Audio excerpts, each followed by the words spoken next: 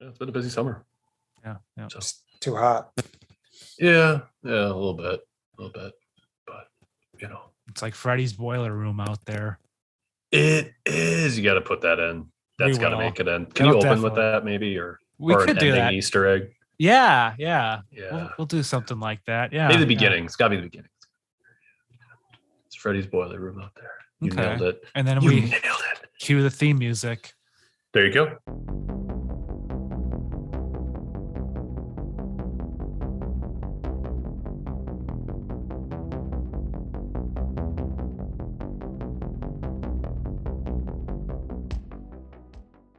Welcome to the Freaky Film Club, the very first one of the year. I'm once again joined by my friend Ryan, and for this very special first episode, we also have a guest, Justin Duffick. How's it going, pal? Oh, it's going good. How are you guys doing? Very, very well. Good to see you. I'm very excited for this series because we're going to be doing something special this year. We're covering all 7 of the Nightmare on Elm Street films. Hence, It's October. Hence why Justin is here, because you are a Nightmare on Elm Street super fan. Yeah, I wouldn't say super fan, but definitely my favorite horror franchise. I even bought a house on Elm Street. Did the movie play into that decision? It didn't hurt the decision. Yeah. Wasn't really the selling point, but I was like, I could live there. And then I got like the Nightmare on Elm Street sign, and yeah. Do you remember the very first time you watched the film? I know I was at my grandma's in her basement in Milwaukee. So I probably would have been early 90s, 93. I might have been 6 or 7 years old. Okay. Dog agrees. Was that your reaction? Yeah, it was. I watched it by myself in her basement. Was it did you find the experience to be like fascinating? Like, were you fixated on the screen, or did you like hide behind pillows, or I was pretty fixated on it, but I get very anxious even as a kid. So I was doing like a lot of pacing and watching it, like what's going to happen with that anticipation and excitement. Right on. And Ryan, you hadn't seen the movie up until your recent viewing? Yeah, actually had similar experience to Justin, where I watched it in the basement in the dark by myself just a few weeks ago. So similar, but add 25 years to the age there. Have you seen all the other ones too, or is this going to be a new experience for you as you're doing the rest of the films? Pretty much 100% new experience outside of pop culture. Oh, wait. Freddy vs. Jason. I don't know if you count that, but I've seen that. But otherwise, everything else, I've only seen like tidbits and clips from like the first film before I actually watched the whole thing in its entirety. So nice. Yeah. This is going to be exciting. Yeah. There'll be some fresh reactions. Yeah, especially being that I didn't get the privilege of seeing it as a kid, where I know I would have been scared, super, super scared. So it's definitely a different perspective, when you fast forward this far. So right. And me personally, I can't even really recall the first time I saw this film. I mean, it was probably during like a marathon for like a Halloween, I would imagine, because that was AMC. usually, I would imagine it would be that, just because that's where I consumed a lot of that horror content early on as a kid. I mean, I remember going to the video store and really loving the VHS box art, but being too scared to actually like rent any of it. So I probably wouldn't have seen it through home video, but probably watched like the edited cable version at first. And then as my love for horror grew, I just binged the franchise. And now I'm very familiar with the first one. I mean, I just watch it all the time. It's like one of those, it's short and you can consume it. And it's like, you find new things to love about it. So, yeah, I'm really excited to be doing this. I think it'll be really, really fun. So let's dive in. So Nightmare on Elm Street, 1984. Written and directed by Wes Craven, legendary horror director and writer. We start out with the opening sequence, which is a nightmare with Freddy in the boiler room chasing Tina, right? Or is it Nancy? Tina. He's chasing Tina. Yeah, it opens with him crafting his glove, Right. and then chasing Tina around in the boiler room. And after that, Nancy wakes up, and we, as the audience, know that it's the nightmare, and she has like slashes on her, right? Yeah. And there's a point in this opening sequence which I question, which is the kids jumping rope and doing the nursery rhyme. Like, is that supposed to be really happening in real life? Like, they're just doing that? I think it's supposed to be part of her dream of them warning her, but how do they already know his name in the nursery rhyme as they're jumping rope? Yeah. That's always confused me. Like, he's not introduced, you don't know his name, but they're doing 1, 2, Freddy's coming for you. And it's like, wait, how do they know his name? How does Nancy know his name in her dream? Are they doing that in the boiler room? I forget. They were just doing it like on a front yard. Yeah, in the yard. After the dream or during the dream? I thought it was after. I think it's isn't it when they're driving in the car? Yeah. So Oh, to me, it looked like they were just like hanging out before school, just doing that. so she would have to be tripping balls. There's no other explanation. Like, she licked the toad on the way.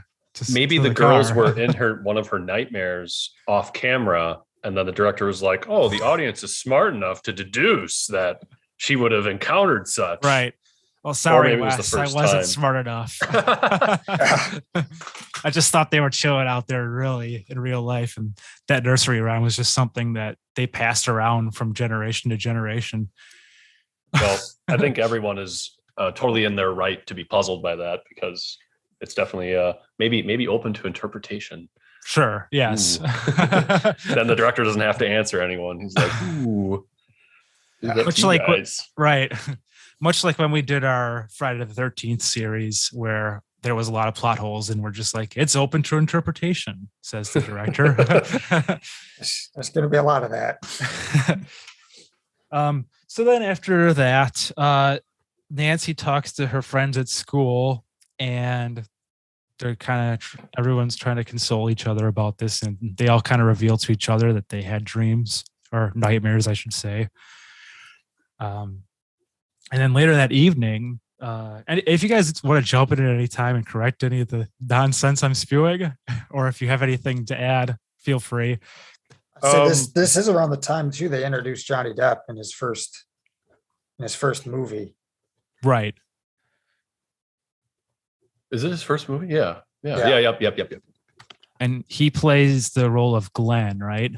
Yes. The jock type. Right. And he is Nancy's boyfriend in this film. And yes, it would be a big moment for him, which would lead to a lot of great things. Yeah. Some not so great, but anyways, all right. Well, hold on there. Okay, yeah. What notch of Ryan do you want in this pod? Do you want like max content that nauseates you, Jeremy, or do you want maybe like more the middle or lower? How much time do you have, Justin?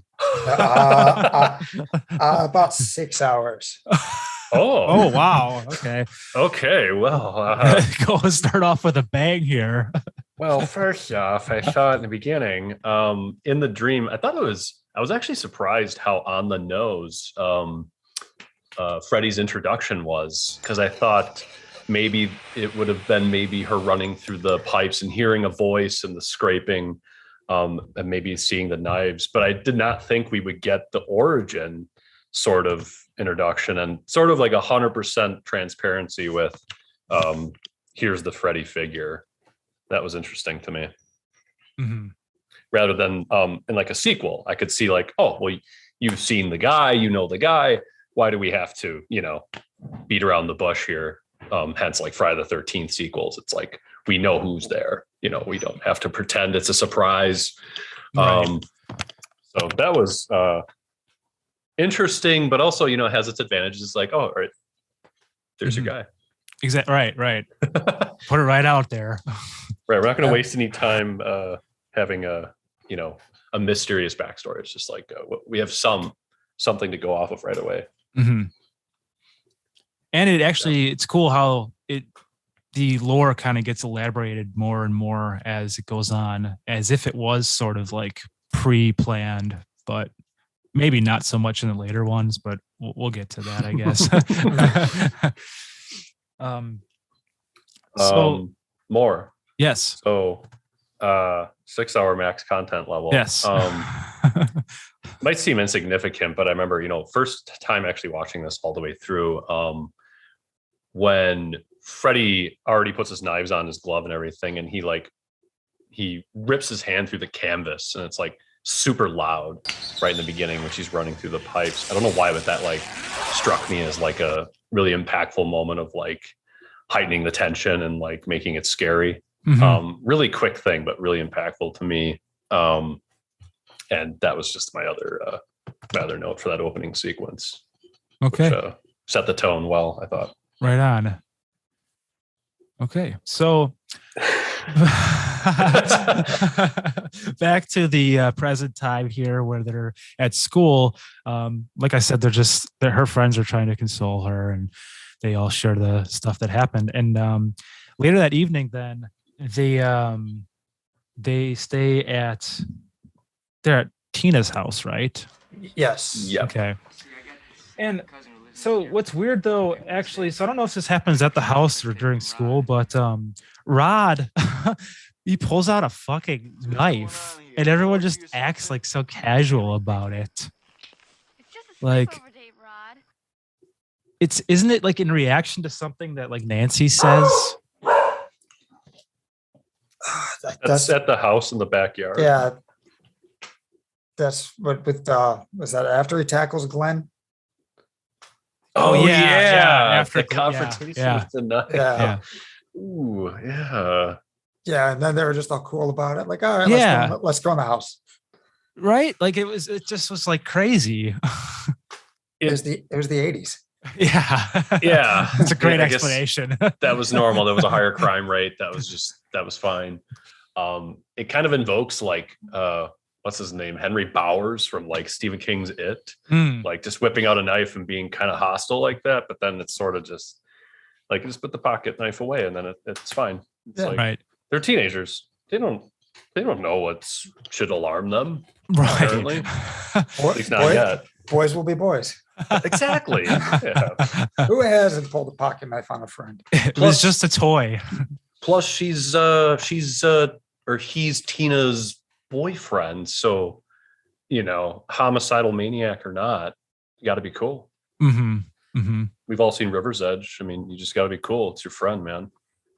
That's right. But yeah, I thought that was just odd and then they just really never bring it up again. I mean, because really we don't see Rod much else after this, but they got bigger things to worry about, more they knives do. to worry about. Yeah. So then the same night, Rod and Tina bang. And then Rod admits to also having the nightmare. Yeah, when he rolls over, just go to bed. Classic. So then this is the first of many great practical effects in the movie, this night sequence here. Mm-hmm. Tina has a nightmare, and it's initially kind of silly. I don't know why I wrote that because I don't remember much of this sequence. I'm going to be honest with you guys. If one of you could remember and describe it, I'd be thrilled. Is this when she's running from him? Yeah. Yeah, which didn't make any sense. She just takes off running through the house. She winds up going down the alley when she confronts him for the first time. And he just kind of is walking with that weird little limp. And then his arms get stretched out like a marionette. My thoughts there were the original Slender Man. Oh yeah. They ripped off Freddy. Yeah.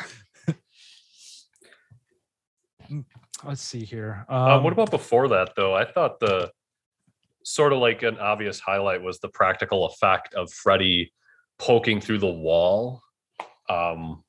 That was right before that, right? Or was that after Tina got chased? That the friend Nancy was laying in bed and Freddy just kind of like pokes his head through the wall. And then, retreats back in. That was before. That was cool. That was before. Yeah, I loved it. Yeah, that was cool. It's even more so impressive with a lot of this stuff when you realize, like, when you watch that, what's that documentary, Justin? Never Sleep Again. The making of Nightmare on Elm Street. Ooh. Yeah, like when you see like really what went into a lot of this stuff, it's like, holy crap. Like you had to just like really put a lot of work into that. So yeah, I was rewatching that right before we got on. Oh, nice. So of course, after this nightmare, Tina dies, and we cut to the police station where Rod is getting locked up, and at one point they must have said Rod is not a lunatic to defend him, because I wrote Rod's not a lunatic. He pulled out a fucking knife. So I don't know how they were able to defend him so quickly like that, but I think Nancy's dad calls him that and doesn't want, like, tells Nancy to be aware, and she's like, Rod's not a lunatic. Okay, yeah, that makes sense. Like she's the one defending him, even though he did just randomly pull out a knife. Yeah, like just hours ago. Yeah. And we should point out, like you said, her dad, he's a police officer, and that plays into a lot of stuff that is going to happen in this film. Is he the chief? He's the lieutenant. Okay. Is his rank. Okay. Does he have his own office? Maybe. Ooh. Do they show him in an office at all? I thought he walked into an office, but it could have been an open area for other officers with desks nearby. So kind of like maybe the other guys set up, or they're all in there together in the precinct. So you know what? All hanging out in the bullpen. Yeah, right. I got the impression he was important just with how serious he was and how involved he was. I mean, lieutenant, that's a rank, he's not, he's not a new guy. You see that throughout the whole movie. Like they call him and they're like, oh, we're going to inform you what's going on. He's never in police uniform, right? Like he's always in, right? Maybe early you see him in his uniform, but the rest of the time he's not. Oh, okay. I thought maybe he was just like that high ranking in the police force. So he just always gets to wear street clothes. Right, like a detective. Dress code doesn't apply. Exactly. 80s clothes permitted. They should have made a spin-off based on him and just follow his life as a lieutenant. So they do lock Rod up, and then the next day it's Nancy in class, and she starts falling asleep. Oh yeah, I saw that scene and I'm like, geez, safe at school and boring class. Not right. Yeah. And this is a really cool sequence in which a body bag starts sliding around on the hallway, and of course inside the body bag it's Tina. And for some reason I wrote down here that Freddy's tongue is in sync with the synth noises, and that was silly. But I don't remember that in the movie. But it must have been enough for me to write down. So I think you guys want to just... Yeah, could you imagine being like in that body bag? Like you get zipped up into that, and there's no zipper on the inside, so you're in there full of fake blood, just getting dragged across the floor. That would be... I don't know if I'd be able to do that. So I might have like panic attacks. Yeah, like how do they sell that? All right, we're going to close you in here in this small bag filled with fake blood, and we're just going to drag you down a hall. Right. You'll be famous, they said. Yeah. Look at all the screen time you'll get. And be discussed in podcasts many, many years into the future. That's true. Yeah. Yeah. They always do show that scene though, whenever they have like horror movie montages for marathons. That's a very iconic sequence. That and probably like when the glove comes out of the bathtub, but we'll get there. Yeah, one step at a time. So yeah, that's a really cool sequence that we're experiencing right now. And then it goes even further actually, because at one point, is this the part where she burns her arm, or is that later? That is how she wakes up in school. She ends up burning her arm when she's Okay. fighting with Freddy. Because is that also when she leaves the room and she runs into that woman asking for her hall pass? Oh yeah. And it's got the Robert Englund voice. Yeah. And she's like, fuck your hall pass. Yeah, one of the iconic lines from there. Yeah. So then I also just wanted to say that maybe it's just me because I thought, I don't know, I just wasn't ready for this. But when she wakes up from that dream screaming and everything, I got the sense that they did not tell all the other people acting in that scene when she would freak out to get a reaction of genuine surprise, because that's what I felt from everyone turning around. But mostly the flustered response from the teacher. I got this legitimate feeling from her that she was legitimately freaked out by the acting from the actress playing Nancy. So I thought, great directing. If the director was like, yeah, we're not telling anyone what's happening here, she's just going to do that and freak you all the fuck out. And the teacher was just like shaky. Really? I thought she would. I got the sense that she was legitimately shaking. She's like, oh my God, like, get the fuck out of here. Like, I'll have to rewatch that scene again, because I guess I didn't really wasn't too zeroed in on that. Oh, that's interesting. I mean, I could see him not telling the extras, just sit here and react accordingly. Right. Like, I feel like the teacher actress like knew that she would have to console her, but it just seemed like nobody was ready for it when it happened. Or maybe she was just freaked out by the actress's acting, because her screaming there was pretty, I thought pretty blood curdling. I think if you're actually in that room, it would have been like, oh my God, this is unpleasant, even though I'm acting. Right. On a subconscious level, your brain will just go into fight or flight anyways, just because you're hearing a scream like that. Right. Exactly. So maybe credit to the actress, and there was no surprise, just that she really nailed it and freaked everybody the fuck out. Yeah. I think this scene too is the first time his name of Freddy is actually revealed. I did write that down. Oh, okay. She burns herself awake, and for the first time his name is revealed. But they already said his name in the opening sequence with the jump rope. Oh, that's true. Yeah. But this might be the first time she learns his name. Sure. So then after the sequence in school, she goes back to visit Rod in prison or jail, not prison. And Rod reveals that he also saw the guy from the dream. Hold on, guys. Trying to read my writing. Then that's right. So then later that evening, that's when this bathtub sequence happens. Yes. Because she's trying to stay awake while taking a bath, and the claw comes out from under the water. Yeah, never going to sleep is a losing battle.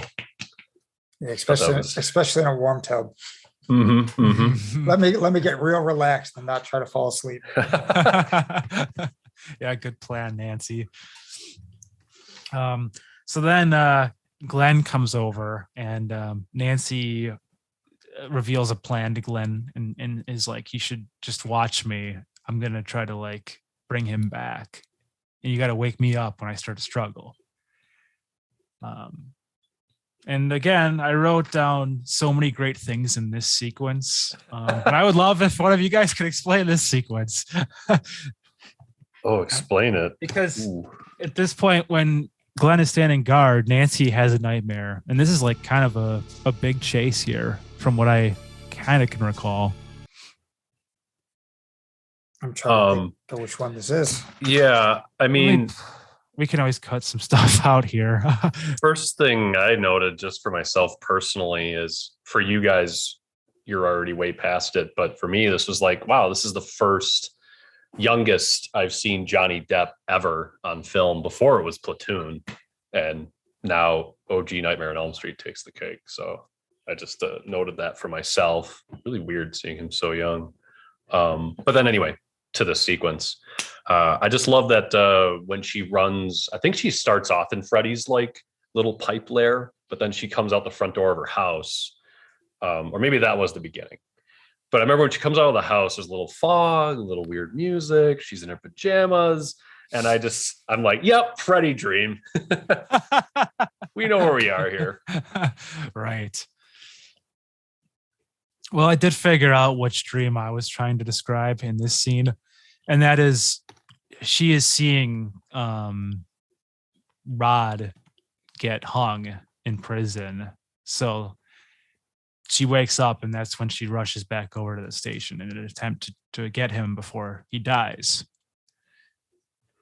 Yeah, the one thing a little before that, like she was trying to stay awake before she contacted Johnny Depp's character. Glenn. So they're watching. She decides to watch a movie to stay awake and not have a nightmare. So I thought it was weird that she was watching a horror film.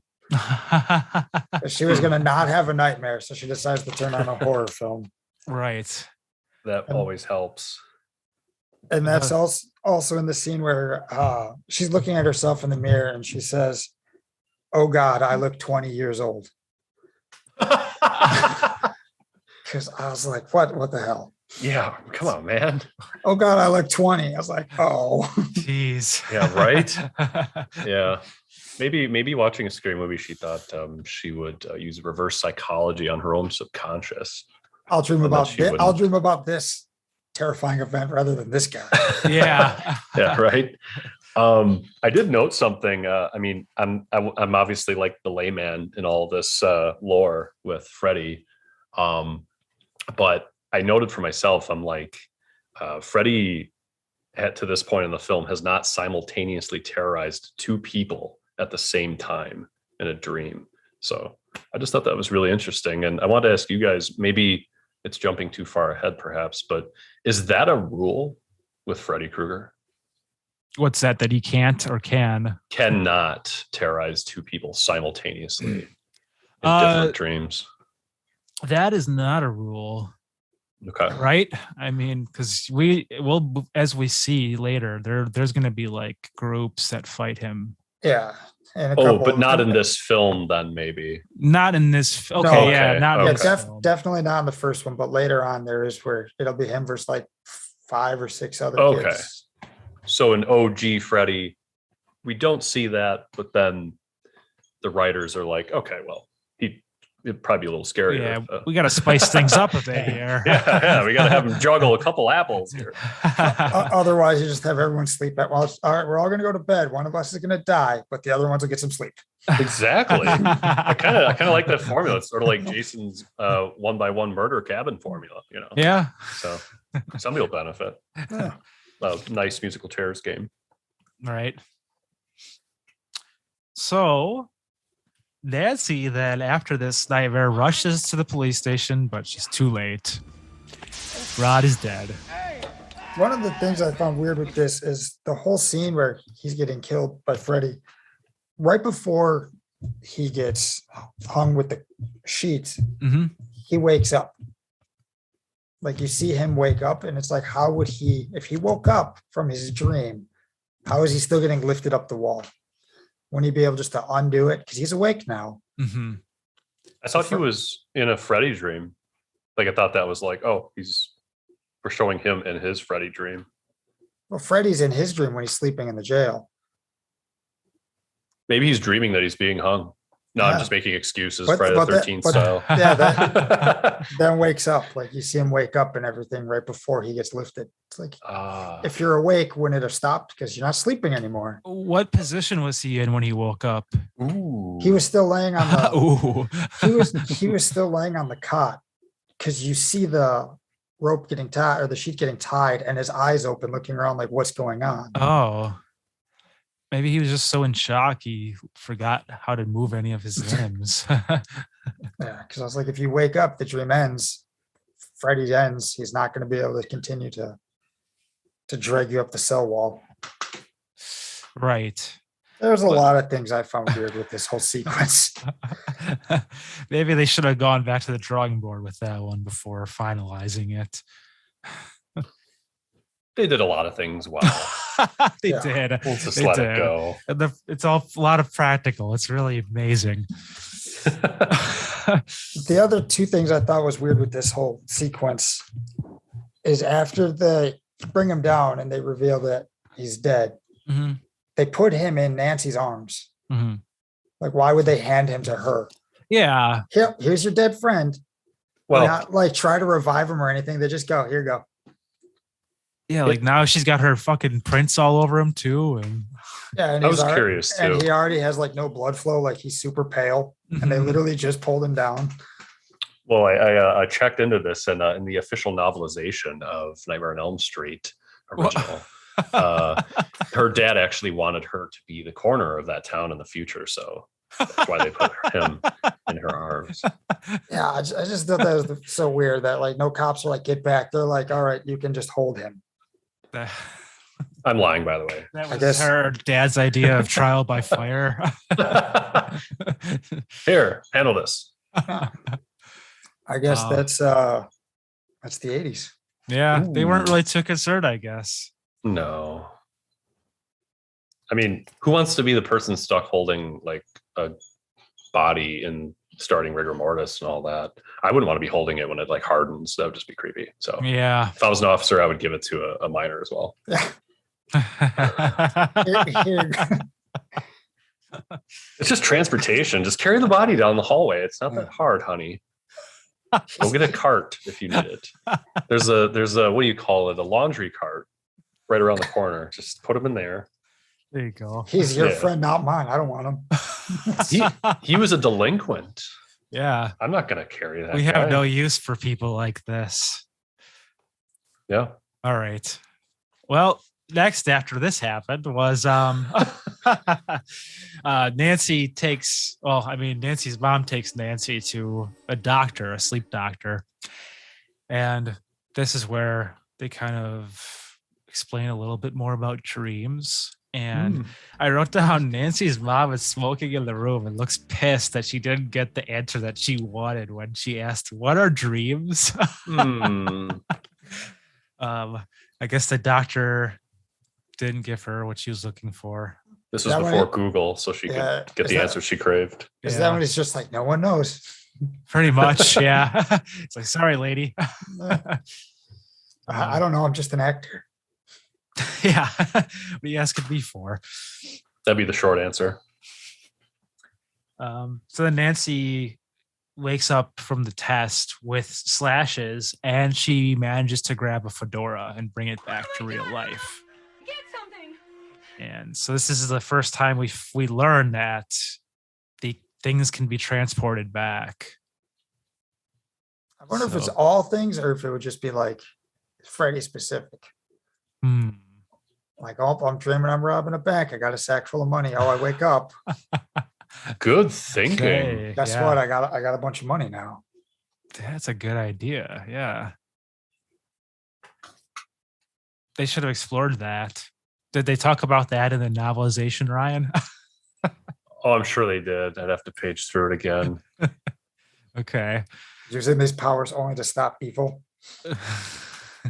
Well, I think if they didn't have the pressure of Freddy trying to murder them, I think they certainly would have come to that conclusion that they could become wealthy and benefit their lives with this power. But, just the threat of violence and death, they got distracted, which I think is a rookie mistake. I mean, just dodge it. We've all played enough video games. Just dodge all those life-threatening issues and rob a bank in Yeah. your dreams, man. Yeah. So maybe Freddy's actually just trying to protect the dream wealth from people stealing it. Right, like a leprechaun and his Yeah. gold. Freddy's It's not- a hero. He's He's not a really good bad guy. Yeah. Yeah, he doesn't want them to steal from the dream world. Yep. Because you can rip the fabric of the universe. So you know what? Nancy actually then would be the antagonist in this whole story. She started it. I knew it. Yep. There's off-camera stuff and covered the novelization that she was trying to rob the leprechauns and Freddy Krueger.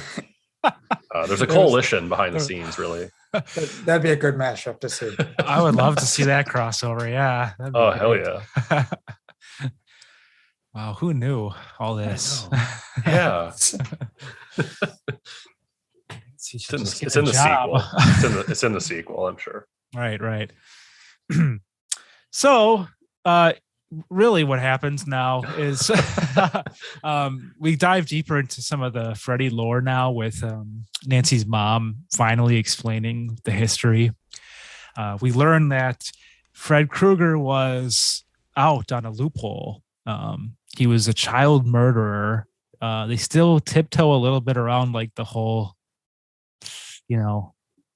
molestation thing. They don't really come right out and say that, but that actually was sort of, they were going to go further with that. I know in the relaunch, reboot, whatever it is, they talk about him being a child molester, but I don't know if they really talk about it too much. In the originals, they just say he's a murderer. Yeah. Which is probably for the best. Yeah, that's better. Yeah. It's better just to murder them. Yeah.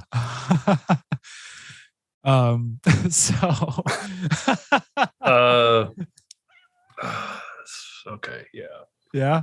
I remember thinking at one point, like like the character Nancy is naked in a tub and you see her naked. I'm like, okay, she's an adult actress, right? And thankfully, upon validation, yes, she was in fact an adult during the making of this film. So yes, kudos to the production team for not sort of being hypocrites and saying, Freddie's bad for child crimes and and then having child actors being naked. Right. And commit child crimes. Anyhow. The very beautiful Heather Logenkamp. Ooh, logging camp. Logging Beautiful name. Her family was a bunch of lumberjacks, I guess. Aw. Logging. Isn't it Langen with an A? You know what? You're probably right. I do Mm, mispronounce a lot of things. lagging.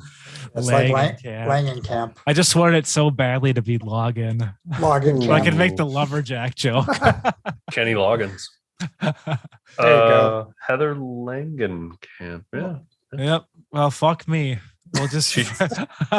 She should have changed her last name and then it would have launched her career much, much Yeah, further. wider. Yeah. Like Heather Young, Heather Johnson, Heather Smith. All the big ones. Not many of those out there. People can remember this.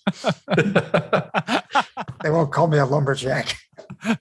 Fucking morons on the internet will be able to pronounce it correctly. Oh. All right. So, That's also when she throws the hat at her mom before they reveal the glove. yeah. And how many bottles of it looked like Grey Goose did her mom have hidden throughout the house? Yeah. Mom's coping mechanism, real great, example to set for her daughter, I thought. Yeah. Drinking straight from the bottle, no less. Always pays dividends, I'm sure. Yeah, absolutely. Yeah. Numbing yourself is definitely the best route to go. Hey, teach their own. But She won't enter REM sleep, so she's got no, Fred will never visit her. ooh, They should she was being smart. Yeah. All those Legitimately? teens should have just gotten tanked. Oh, okay. I thought this was like Freddie Lore, where you were like, Oh, you no, got to I just get made boozed that. up and you won't rem. Oh, that'd be an easy fix. I mean, Yeah. your life you would probably die of cirrhosis of the liver in your 40s from all the heavy drinking, but you can just drink before bed. I'd say our state would stay safe. Yeah. Oh, yeah. Wisconsin is Freddie free. Yeah. Is the tagline used after the fall of Prohibition. Yeah. What's going on with this state? Yeah, what was that? A contentious scene between her and her mother. And her mom says, like, it's just a nightmare, Nan. And then she just tells her that's enough. Yeah. She gets slapped. Yeah, her mom slaps her. Yeah. Yeah. Yeah. And was this before or after they have the funeral and she like tells her parents about Freddie, and they're at like the car and the parents look at each other and it's like that moment of recollection and stuff. I think this is after, isn't it? Yeah. This is Okay. after. The funeral was a little earlier on. So the funeral was before this? Yeah. I kind of Okay. cruised through a lot of stuff. No, that's okay. I just wanted to check because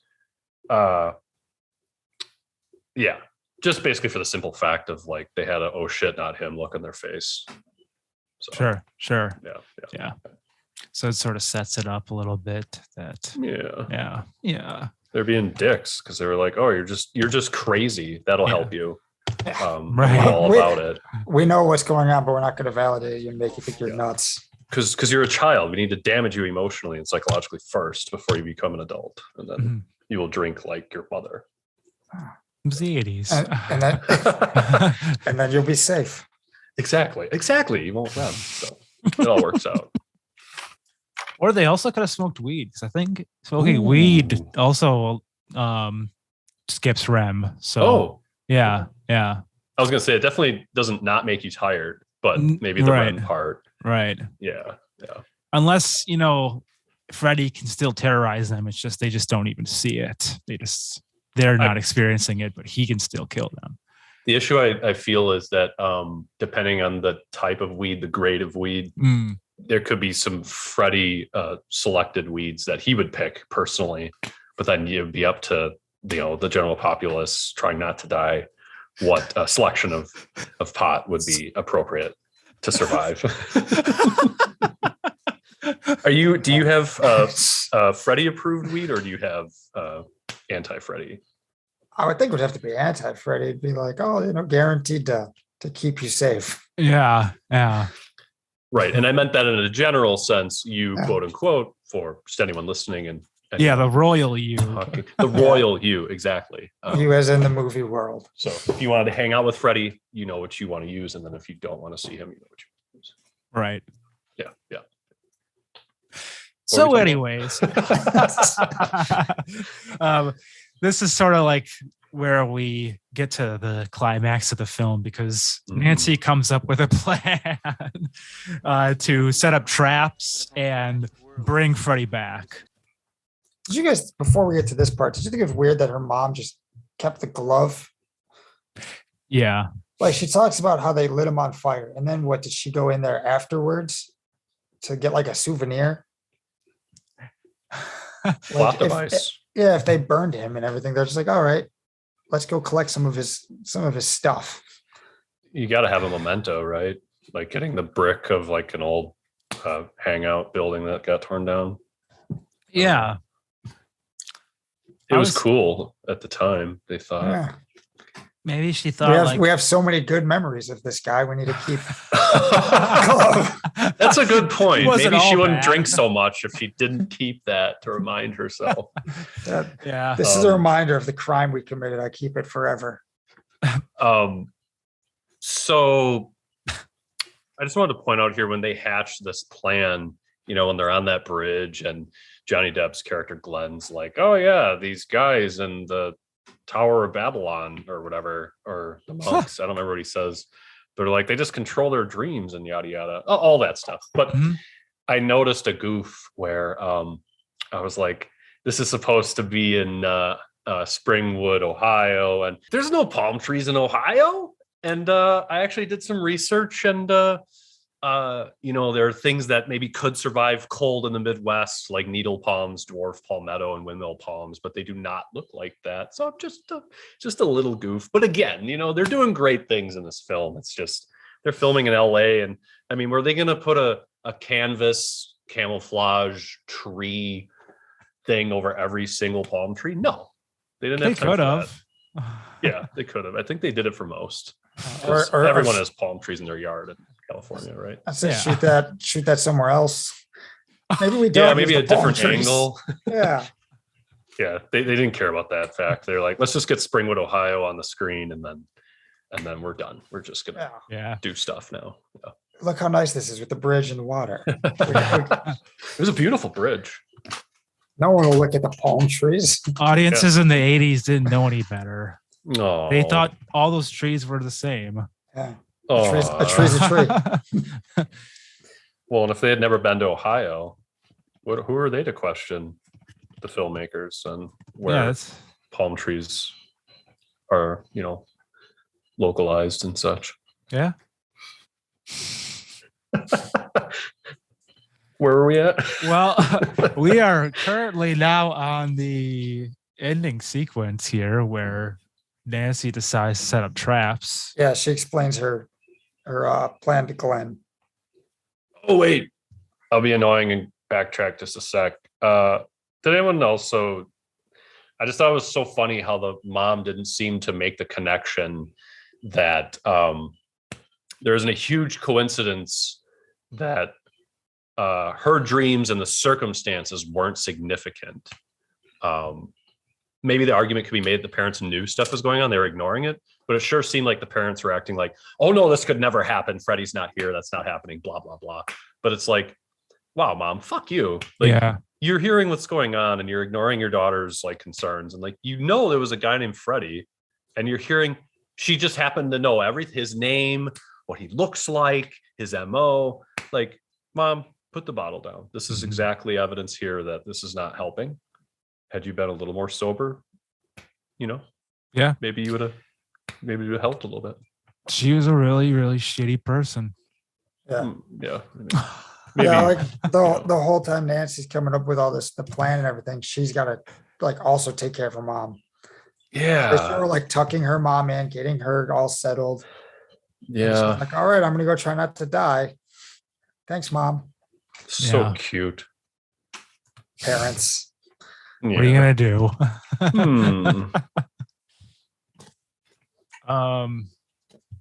So last sequence here, pretty sweet. Reminded me a little bit of Home Alone. Oh, totally. 100%. I'd say they also have the Glenn death takes place before it shows her doing all the booby traps. Oh yes. Oh yeah. Because she talks to him and tells him the plan of coming over at midnight to make sure that she doesn't fall asleep, and then he falls asleep, obviously. Yeah. Which I thought was weird. Like his mom goes in there and wakes him up to tell him to go to bed. Did you guys catch that? Yeah. It's like someone bringing up like a contentious topic and riling up the person they brought it up to and then getting angry at them about the topic. It's like, yeah, because he's sleeping with the headphones on watching TV and she wakes him up to ask him how he watches TV while listening to music. Oh yeah. Because he makes that comment about how he's watching like Miss Naked America. Ooh. Or something. And she's like, how do you know what they're saying? And he goes, you don't need to know what they're saying. Justin, are you arguing that his mom was an accessory to murder, unintentionally assisting Freddy Krueger in his death because his original sleep skipped REM and he was safe? She comes in, wakes him totally up, derails it, and he has REM. Yeah, it could be. It's all her fault. And just so I'm not confused, this REM thing's a joke, right? That's not the actual trigger for Freddy. They never bring that up, but I mean, okay. I was starting to like convince myself like Nazi propaganda that if you skip REM, you're safe from Freddy, but we've guessing that's not a thing. I'd say it depends on which sleep you have a dream in, I guess. Ooh. Because if you don't sleep deep enough to dream, he can't get you. I'll ask the dream doctor how that works, and he'll tell me, "Oh, we don't really know." Yeah, so. It's the 80s. Nobody knows. But yeah, I thought that was strange to wake him up to tell him to go to bed. Like I get it if he was on the couch, be like, "Hey, get up, go to your room," but he's already in his room asleep. Right. Maybe his mom was concerned about the blue light from the devices. She learned very early about that stuff before many people would soon find out. Yeah, and she used the Twilight app with the red light for relaxation and could not get Glenn to use that. And right. So I understand her frustration with that. That's when his dad answers the phone. It's like, you could talk to him tomorrow, and then just unhooks the phone. Right. Licky pedophile phone? Or Well, are we that- not there yet? That's a little after. Licky pedophile phone. that's- sorry. Because after Nancy tries to call him and the dad hangs up, she gets mad and rips her phone out of the wall. Yeah. But then it rings anyways. And then we get Licky pedophile phone. Yes. So I guess what are we starting with next here? Well, I was gonna say this is now when she decides to kind of do the booby traps. right. Yes. Okay. The other thing, like she calls her dad while he's at the crime scene across the street and tells him to wake her up in a half an hour because she's gonna get Freddie. And then proceeds to set up all the booby traps without telling him. So if he did come to rescue her, Mhm. he would have ran into all of her booby traps. I think she was timing it though. Like she perfectly timed it with her intuition that it would work out.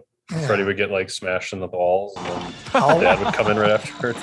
I'll wake up, use the booby traps, and then Dad will save me. Yeah. Surprised Freddie didn't like maybe castrate himself so he could avoid that peril. But I'm sure he probably took care of that after that. But to kind of go with, I just thought of this. I made a note of this actually. Justin, sort of go with what you were saying earlier, but on a different aspect was you can bring back whatever you want, right? So why not get rich, rob a bank or whatever? Or even go in business with Freddie, rob banks and make lots of money. But the other aspect is it seems that whatever you're wearing, whatever you have on your person, you can bring into the dream. So I just kind of thought that seems like a worthwhile thing to try, but that didn't happen in the movie. Like, why not arm yourself, go to bed? If you can grab something of Freddie's and bring it out, can you hold something in your hand or wear it? Because they have their clothes in the dream, Mhm. and then bring it in with you. See, you went to self-defense and I went to ditching evidence. Right. So I'm just gonna leave this in the dream world. Also, I think it's before she sets up the booby traps, but maybe even before that. It would be my number one badass moment. So I guess I'm jumping ahead maybe if we're having that at the end of We top are. moments. Ooh, well, I'm going to go ahead and just throw this one out there now and cover Okay. it again later. But when she goes under the bed after her mom leaves the room, she goes under the bed and grabs a full fucking pot of coffee, like plugged in machine. I was like, oh my God, I love it. That's fucking awesome. Like she just pulls it out. Like I had never seen this before. And I was like, that's fucking awesome. Like that should have been a coffee commercial. They should use it now. But also, yeah, that made me think like, how high is her bed off the ground? Yeah. To She just pull that pulls out. just pulls a fucking machine out that's plugged in, but good thinking by her. Like that's awesome. There's That's a backup plan. I want an under the bed coffee maker now. That's so I pretty can do that. genius. Be like the office, you'll just step on it. Yeah, she was on top of her shit. She's like, I'm taking Freddie and I'm just gonna hide this under my high bed. Right on. Yeah. Yeah. So with the this whole sequence, a lot of events take place. Really what ends up happening is Nancy's parents eventually get in on the action and they see Freddie and Freddie is like on top of her when her dad, like when they both rush in, right? At the weigh-in. Yeah, or am I jumping too far ahead? Well, because that's it too. When she does finally pull him into the world, into the real world, Uh-huh. and then because of her mom and her crazy paranoia with all the locks, she's not able to actually escape to like get her dad to the freedom. She's trapped in the house. Right. That's when her mom's laying on the couch, just going locks, locks, locks.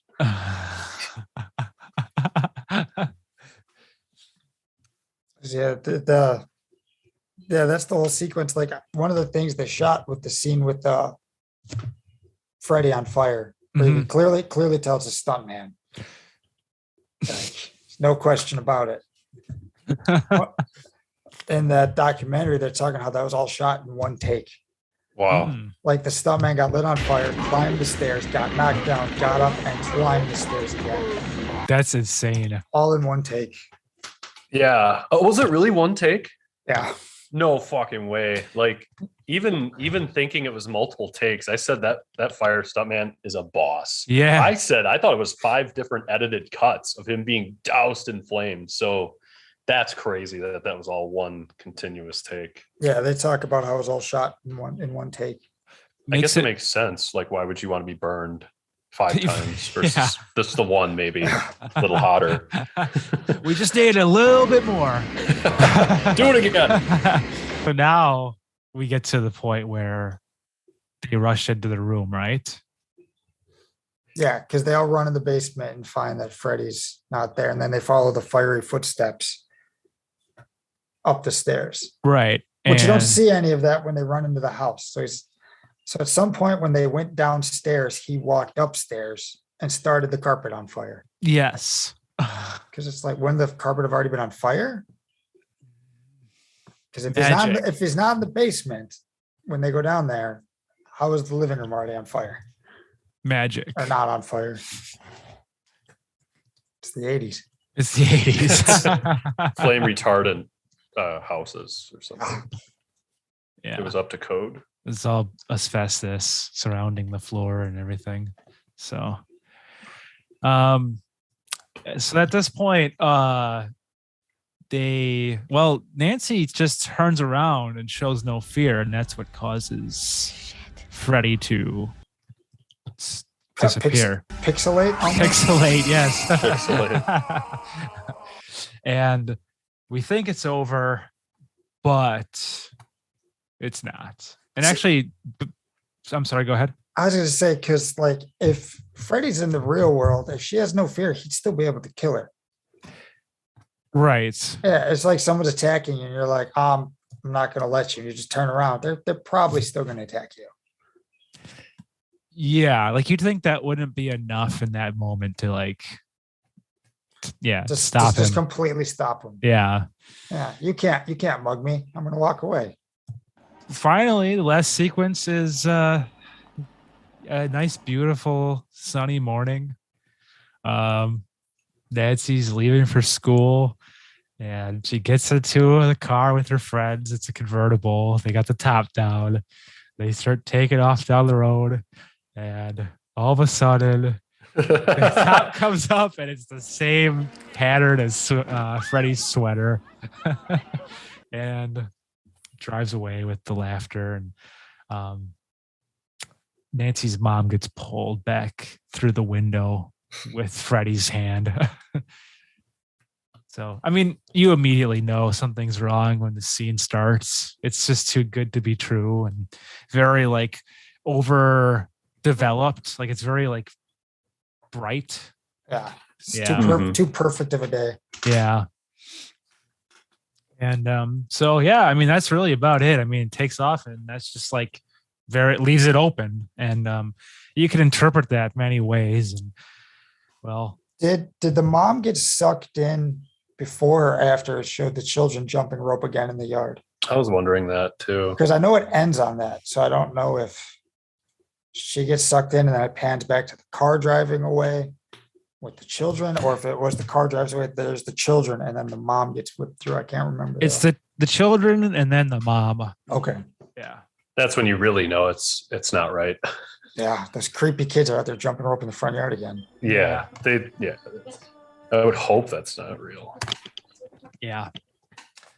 So So the mannequin of the mom, you can see. oh yeah. It's clearly a mannequin. It's just, Yeah, that was hilarious. I enjoyed that very much. well, they were on a budget and a time limit. Right. They did so much already before that. I think it was shot in like a month or something like that. I thought it was shot Holy super shit. quick. That's impressive. You'd have to look, but I'm pretty sure it was shot. Her mom says to her, she uses the word, was it peaked? Is that how you pronounce that? Beaked? Peeked? Yeah. She rubs her head and says something like, "Oh, honey, you look peaked," or something like that. Yeah. I had to look that up. I was like, oh, learn something new every day. I think my heard parents used that. to use that when I was a kid. Yeah. If I had the flu, they'd be like, "You look peaked, son."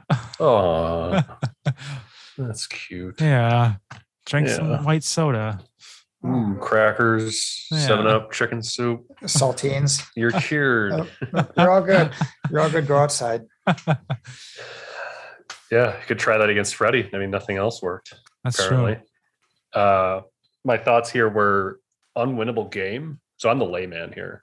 I've seen one film in its entirety, besides Freddy versus Jason. Mhm. So I know some of that, obviously. Also unwinnable. Pop culture. Yeah. Right. Unwinnable game. We sort of get honey dicked a couple of times at the end there in the showdown that like she does not win. She is not a final girl. Well, she's a final girl, but she doesn't win. And I thought to myself, I'm like, at least Jigsaw gives you a chance, albeit slim, for the first half of that series. Yeah. Until it's not him anymore. But he does give you a small chance. Whereas with Freddy, I'm like, okay, so you can't win. Like, what? And Yeah, it does make you feel like she wins when he disappears, but then the end it's like, nope, she didn't win this. yeah. But I think as the series goes on, they try to like address this a little bit. Right. Yeah. But it's mystery and left up to your interpretation for sure. I get it. Like all that ending sequence, I feel like was to freak people out on Halloween, to make a good show that like to go to the mom turning into a skeleton in the bed and disappearing into it. I was like, there's a lot of different elements going on here. I'm like, whoa. It gave me Beetlejuice vibes. I'm like, what? But I thought like Freddy, does he get hurt when he's real? Does he get hurt when he's not real? Is he not real in real life? I was just thinking about all these things. Do you take his power away by not being scared of him, which we obviously know later? Mm-hmm. But when you watch this movie, it's like, it seemed like that worked, but then it didn't. So yeah, it was just interesting. It was like the NFL took a page out of this script when they developed the last set of catch rules. They're like, be vague, open to interpretation, wide open for more sequels. What's a football move? Right. Right. But yeah. Anyway, that's not what we're talking about here today. Listen to a recent podcast. Well, I guess so. That really is going to take us to the hell yeah moments. Ooh. And so why don't we start? Well, you kind of touched on yours a little bit, Ryan, but why don't you share your hell yeah moment again? Sure. Yeah, I'll do that. I do want to say if I did see this as a child, I'm glad I didn't, because her little prayer before going to sleep before the Freddy showdown was, "Now I lay me down to sleep." I used to say that one a lot as a kid, and I guarantee that if I had heard that watching this at what Justin's age was first time he saw it, that I would have been too scared to say that prayer ever again. I can guarantee it. So I'm really glad I didn't watch this back then, because that was a popular prayer for bed. But anyway, badass moments. I like the coffee pot. It was too internet funny for me to ignore. Like it just had like the cleverness. It was badass for the character, and I just thought it was so random and, like I say, kind of like internet humor almost, where she just had this full pot of coffee plugged in, ready to be served underneath the bed. Right after Mom walks out, she's like, "Fuck you, Mom! I had like my own pot of coffee going." Yeah. And then Licky pedophile phone. Taking it a step up from Leprechaun. Where they just have the hand coming out, but no, you get Freddy licking in there. Really, really, really great for your ears. And then the blood shooting up from the bed. God damn you! How many moments are you gonna name? Don't you usually have a top you five? Stole my moments. Yeah. No, I thought we used to just do one. Oh, one. Okay, you can just slide me like a note card before this starts or something. But I mean, you guys should share your thoughts on that. Since It was his kind of first burned it out here. experience. He's got lots of moments. I Right, get it. yeah. I understand. You're excited. The blood bed thing though, that's got to be a universal moment. So we might as well all cover that with each of our own take on it, because I mean, who would ignore that? As a top Right. moment? Right on. Go ahead. Yeah. No, if you have more moments, though, I'm sorry. I don't mean to like keep you from No. explaining everything. I think it's So you wanna totally get- fair for each of you to give a couple. I've already got like 3 deep here. I don't think I should keep going. So someone else can take over here. What was your hell yeah moment, Justin? Oh, well, mine's definitely the Glenn death, especially watching that documentary about the making of the movie, how they did that all in one take. Yeah. Wow. Because they built, that's the same room they used for Tina's death. So they built a room that they had rigged up so they would rotate the room. So they would still be stationary, but they had everything nailed down. So when they rotated the bed up, the guy was just sitting in the chair filming. Well, people were dumping buckets of that blood from the like down into the set. And they talk about how they didn't have it balanced right. So as soon as they started dumping it, like sparks were coming out of the light, and the guy dumping it got a little of a shock. What? But then it didn't sit right. It wasn't leveled. So the blood all went to one side. So the set started spinning. And then like the blood is just pouring out of the windows onto the people spinning the set. And Wes Craven is hung upside down, like as he's filming. So he's stuck upside down for like 20 minutes until they can get like in there and get it cleaned up and get him down. That's awesome. That's awesome. So definitely after watching that documentary, I was like, okay, the work that went into doing that scene, I was like, that's it for me. The unintentional sliding of the blood to one area, I actually thought that had an eerie quality to it. Yeah. Like why isn't it uniform? So I actually thought that gave it an unintentional, like I say, creepy quality to it. Yeah. So. There was supposed to be more with that scene too, of Johnny coming back out from the bed. But they couldn't get any of that stuff done with the whole conflict with the set going all crazy. Right. Understandable. So I would agree with you guys. I love the bed sequence. Like you said, it looks so cool, and there's so much of it. It's crazy. I guess if I had to name one more, maybe I'd say, I don't know, maybe just that ending, just because it's just like, if I had to think about it, like looking at that movie, like if it was like my first viewing of it, not knowing how it ended, I would be like, that's cool, because it's just vague enough to work and leave it open. Because really they could do anything from there, and he's still a threat. And so I don't know. That would probably be my other moment.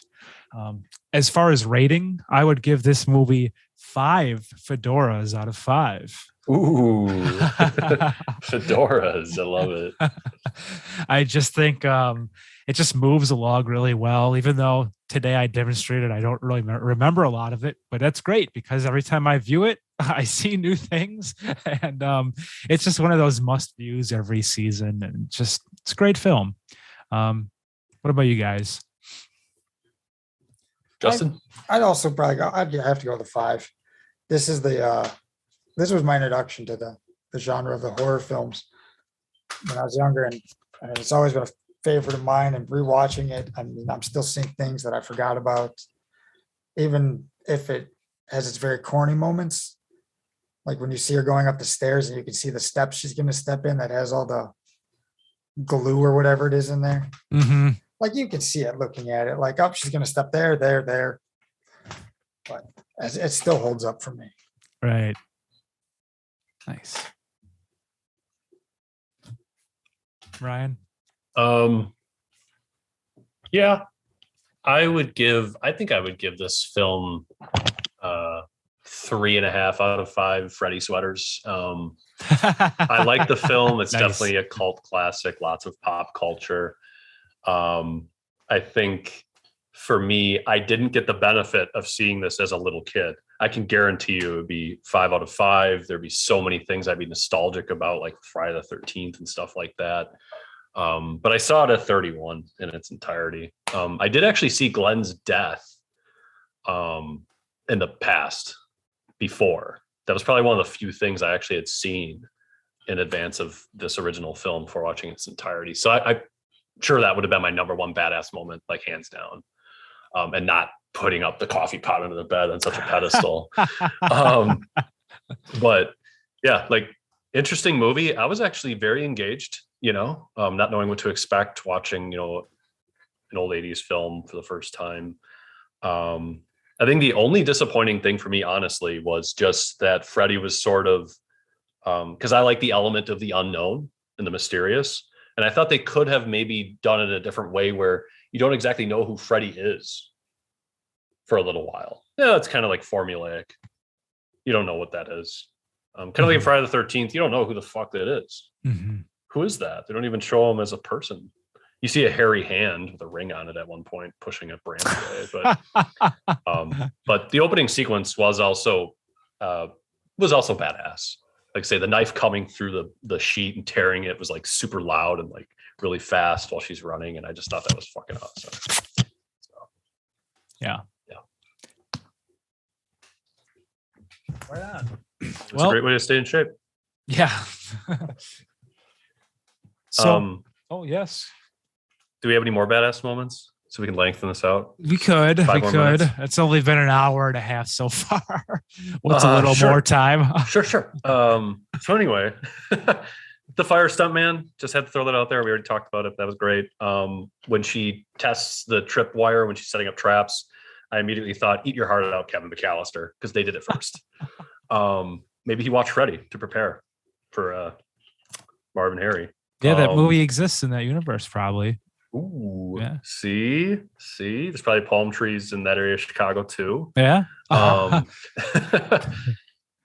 and then like I say, I thought the genuine reaction to her screaming in the classroom was like, just really stuck out to me.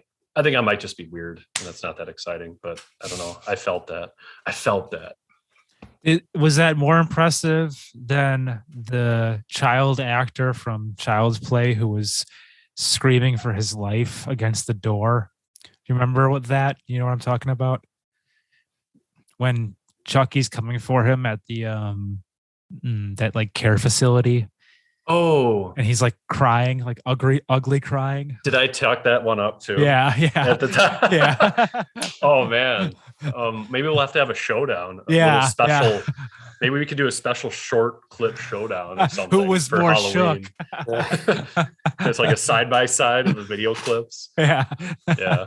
We could judge that on like I don't know. Overall, how many overalls each one got out of 5. Right. Chucky's little outfit, but yeah. I can't remember that one exactly, so I'll have to revisit that and maybe get back to you on that. Okay, cool. Because you put it on. You sung its praises. Apparently, I'm very in tune to the emotional aspect of these films. Yeah, everyone's like, "You're missing the point, dude. It's supposed to be cool. There's no humanity. It's just Freddy, the blood and the guts, the gore." Yeah. Well, all right. Any more trivia or moments to discuss? One of the things they do talk about in that documentary is, do you remember who originally wanted the role of Glenn? And I guess, Ryan, want to take a guess? Val Kilmer? Jeremy? I'll guess. Let's see, 84. Nicolas Cage. It was Charlie Sheen. Wow. He wanted the role, but he wanted too much money and they couldn't afford it with the low budget they had.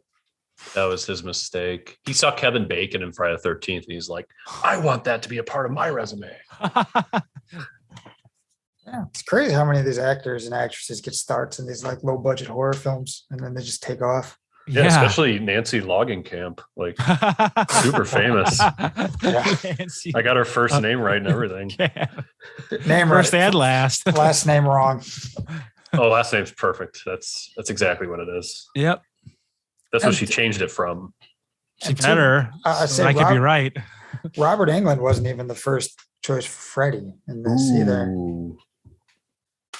But the guy they cast had a previous commitment, so they wound up going with him. Wow. Was he Warner? Was Robert Englund before this film, was he an actor or a producer or something to that effect in films? Pretty sure he was an actor, but I don't think he Okay. did any like notable stuff. I don't remember. You'd have to bring up his IMDb and take a look. Because then I heard that he had helped like dump leaves in a scene in like the original Halloween or something. So like he was on the set. So I didn't know if like he clearly had an interest in horror maybe. After being, you know, popular in Nightmare on Elm Street. I thought you told me that was like a secret Easter egg thing when we, or actually, no, maybe I heard that on one of the podcasts. Nicholas. Yeah. Was that Scream or Halloween? No, Halloween It was 1, Halloween. I think. Yeah. And then apparently, Robert Englund was there and like helped dump leaves. But well, everyone listening, including us, maybe we should go watch Nicholas for a throwback. Ah, There you go. see what he has to say. I don't even remember what episode that was. It was such a significant statement that Nicholas never knew how famous it would become in a later podcast. It's true. Kind of like screaming in class and a freaked out teacher. Or, I'm going to go ahead and say the kid screaming for his life in Child's Play was probably more dramatic than the classroom thing. So it's just Because it was a kid. Oh, I kind of feel like I recollect it being a lot more dramatic. Like it was like a lot of screaming and yelling, right? Yeah, it was. Yeah. Like really fucked up kind of. Yeah. He probably thought he was gonna die. He had like snot running down his nose. And We should compare these. We should. I think. Let's have it. We should have like a short 10-minute segment. where we It'll be combine. a slot for the 31 days of Halloween. All right. Yeah. I'm down. I'm Okay, down. cool. I like it. All right. What do you we gotta get out of here now. Yeah. Um It's been fun. it has been fun.